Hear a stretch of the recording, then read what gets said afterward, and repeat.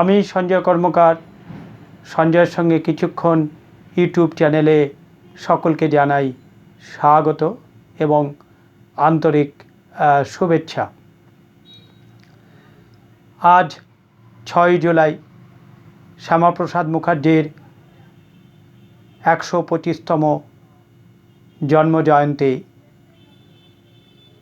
সেই 125তম জন্মবার্ষিকীতে ভারত কেশরী শ্যামাপ্রসাদ মুখার্জিকে আমার সশ্রদ্ধ প্রণাম জানিয়ে আজকের প্রতিবেদন শুরু করছি।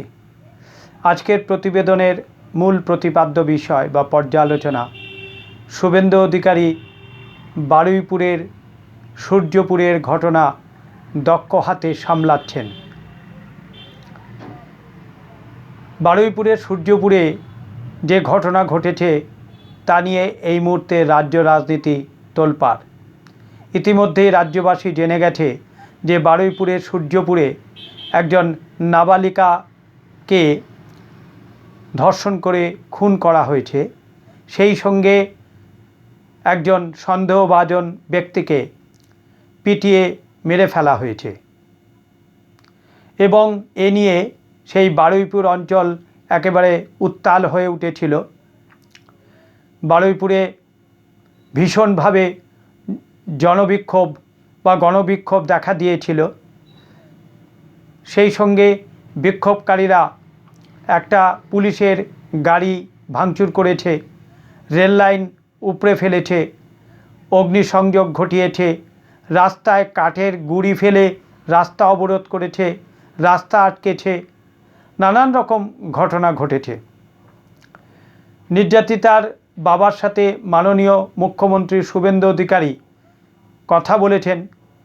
তিনি বলেছেন যে নির্যাতিতার জন্য শুভেন্দু অধিকারী যথাযোগ্য ব্যবস্থা নেবেন এবং পদক্ষেপ গ্রহণ করবেন এবং নির্যাতিতার বাবা বিচার পাবেন, ন্যায্য বিচার পাবেন এবং তারা যেরকমভাবে বিচার চাইছেন সেরকমভাবেই তারা বিচার পাবেন।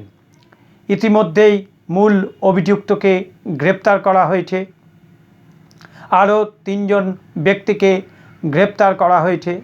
এ নিয়ে একটা সিট গঠন করা হয়েছে।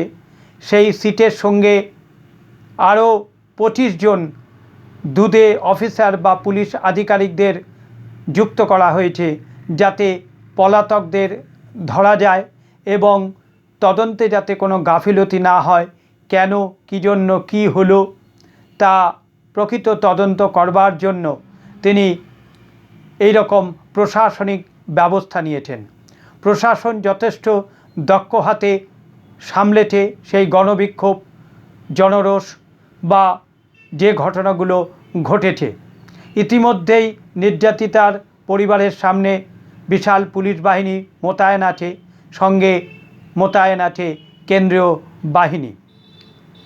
মাননীয় শুভেন্দু অধিকারী ইতিমধ্যেই সাংবাদিকদের জানিয়ে দিয়েছে যে নির্যাতিতার সঙ্গে তিনি নির্যাতিতার বাবার সঙ্গে এবং পরিবারের সদস্যদের সঙ্গে কথা বলবেন এবং আগামীকাল মঙ্গলবার তিনি নির্যাতিতার পরিবারের সঙ্গে দেখা করতে বারুইপুর যাবেন। ইতিমধ্যে তিনি জানিয়েছেন যে অবশ্যই নির্যাতিতার যারা খুনি বা যারা অপরাধী তাদেরকে ক্যাপিটাল পানিশমেন্ট দেওয়া হবে। সেই সঙ্গে এটাও তিনি বলেছেন যে যারা এই কাণ্ডের সঙ্গে একজন সন্দেহভাজন ব্যক্তিকে গণপিটুনি দিয়ে হত্যা করেছে তাদেরও যথাযোগ্য বিচার হবে, তারাও বা সেই অপরাধীরাও রেয়াত হবেন না বা রেয়াত পাবে না। মাননীয় শুভেন্দু অধিকারী মহাশয় গত প্রাক্তন মুখ্যমন্ত্রীর মতন তিনি কোনো আলটপকা মন্তব্য করেননি, কোনো বেফাঁস মন্তব্য করেননি, তিনি বেফাঁস কথা বলেননি। তিনি তদন্তের ভার পুলিশের ওপর ছেড়ে দিয়েছেন এবং পুলিশের ওপরই তদন্তের ভার দিয়ে তাদের ওপর বা পুলিশ প্রশাসনের বা আধিকারিকদের ওপর আস্থা রাখছেন। তিনি অযথা কোনো মন্তব্য করে তদন্তকে প্রভাবিত করতে চাননি বা তদন্তকে ঘোরাতে চায়নি বা তদন্তের গতিপথ পরিবর্তন করতে চাননি। এটাই মুখ্যমন্ত্রীর দক্ষ প্রশাসনের একটা পরিবর্তনের দিক বললে খুব একটা ভুল বলা হয় না। তিনি দক্ষ হাতেই সব কিছু সামলাচ্ছেন এবং সব কিছু নিয়ন্ত্রণ রেখেছেন। যে মুহূর্তে ঘটনাটা ঘটেছে সেই দিনকে তাৎক্ষণিকভাবে গণবিক্ষোভ, জনরোষ একটা দেখা দিয়েছিল, কিন্তু পুলিশ আহত হলেও পুলিশ যথেষ্ট দক্ষতার সাথে তা সামলেছে এবং নিয়ন্ত্রণে এনেছে। কিন্তু তার চেয়েও বড় কথা যেটা মাননীয় শুভেন্দু অধিকারী বলেছেন যে কোনো বিরোধী দল নির্যাতিতার পরিবারের সঙ্গে দেখা করতে পারেন, যে কোনো রাজনৈতিক দল নির্যাতিতার পরিবারের সঙ্গে দেখা করে তাদের সঙ্গে কথা বলতে পারেন, কোনো আপত্তি নেই, তাদেরকে সেভাবে যেতেই দেওয়া হবে, সেখানে কোনো বাধা দেওয়া হবে না। এবং ইতিমধ্যেই তৃণমূলের প্রতিনিধি দল দোলা সেন সহ এবং বৈশানর চট্টোপাধ্যায় সহ প্রতিনিধি দল তারা এবং বিমান বন্দ্যোপাধ্যায় সহ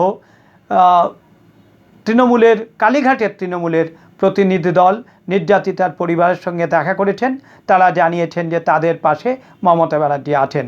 মমতা ব্যানার্জি সকলেই সর্বদাই সবার পাশে থাকেন, কিন্তু সেটা কতখানি কিভাবে পাশে থাকেন তা নিয়ে যথেষ্ট প্রশ্নচিহ্ন থাকে। তিনি কতটা আন্তরিকভাবে তাদের পাশে আছেন সেটা নিয়েও যথেষ্ট প্রশ্নচিহ্ন থাকে। যাই হোক, মমতা ব্যানার্জির কথা তো নিশ্চয়ই জানা গেল। বাম প্রতিনিধি দলও তারাও সেখানে নির্যাতিতার পরিবারের কাছে গেছে এবং নির্যাতিতার পরিবারের কাছে গিয়ে তাদের সঙ্গে দেখা করেছেন, কথা বলেছেন এবং তারা প্রতিবাদ আন্দোলনে সামিল হয়েছেন।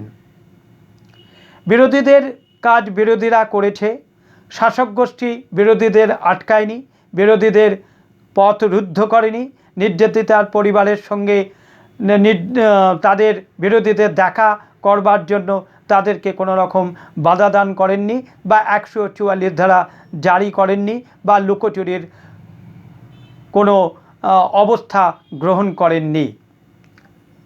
কিন্তু বিগত দিনে আমরা দেখেছি এরকমই যখন কোনো কাণ্ড ঘটেছে, অকুস্থলে বিরোধী দলকে যেতে দেওয়া হয়নি সহজে, 144 ধারা জারি করা হয়েছে, বিরোধী নেতাকে হাইকোর্ট থেকে অনুমতি নিয়ে সেই ঘটনাস্থলে যেতে হয়েছে এবং নির্যাতিতার পরিবারের সঙ্গে দেখা করতে মানে সুযোগ পাওয়া গেছে। কিন্তু এক্ষেত্রে আমরা দেখলাম যে কোনো বিরোধী দলকে হাইকোর্টে গিয়ে মামলা করতে হয়নি, হাইকোর্টে গিয়ে সেখানে যাওয়ার জন্য আবেদন করতে হয়নি বা হাইকোর্টের অনুমতি নিয়ে কাউকে যেতে হয়নি। বিরোধীরা স্বাধীনভাবেই গণতান্ত্রিক প্রক্রিয়ার মধ্যে দিয়েই, গণতান্ত্রিক ব্যবস্থার মধ্যেই তারা নির্যাতিতার পরিবারের কাছে গেছেন এবং সেখানে তারা তাদের বিক্ষোভ জানিয়েছেন এবং বিক্ষোভ গণ আন্দোলন যেটা তারা করেন, বিরোধীদের দাবি যেটা বা বিরোধীদের যেটা নৈতিক অধিকার সেটা তিনি করেছেন। তার জন্য মাননীয় মুখ্যমন্ত্রী শুভেন্দু অধিকারী তাদের পথ রুদ্ধ করেননি।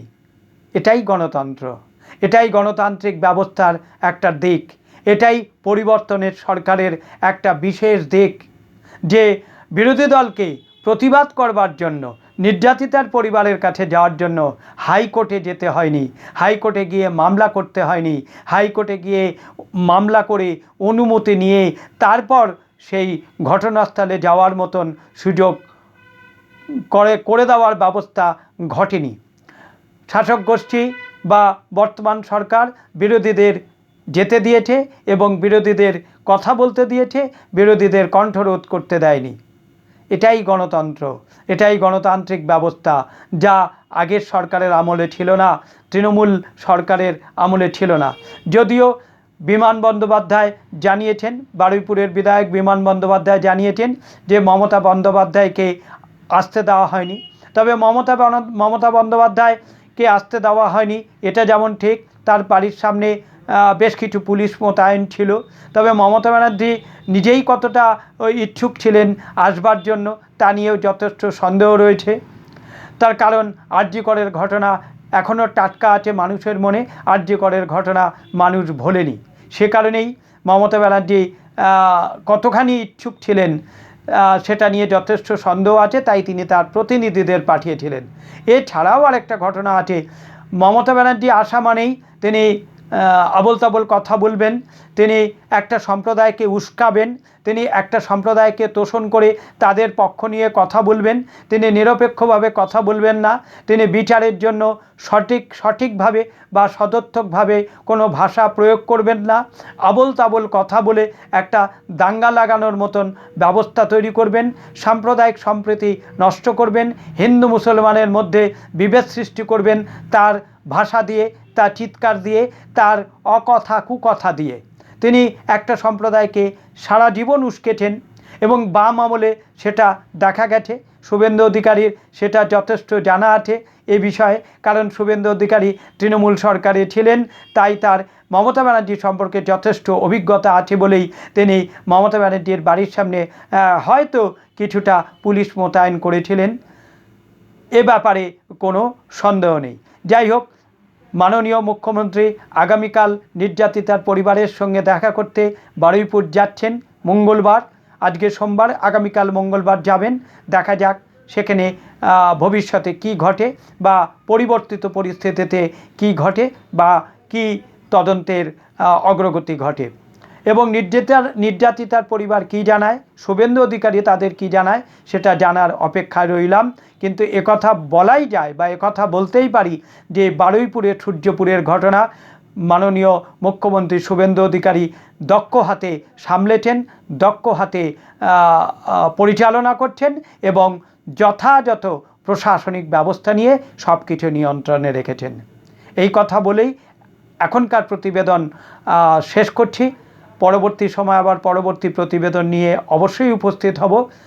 সবাই ভালো থাকবেন, সুস্থ থাকবেন, আনন্দে থাকবেন। আমার প্রতিবেদন ভালো লাগলে অবশ্যই শেয়ার করবেন, লাইক করবেন এবং আমার চ্যানেলটিকে সাবস্ক্রাইব করবেন। কোনো গুরুত্বপূর্ণ মতামত দেওয়ার ইচ্ছা হলে আপনারা আমার কমেন্টস বক্সে অবশ্যই মতামত প্রদান করবেন। নমস্কার।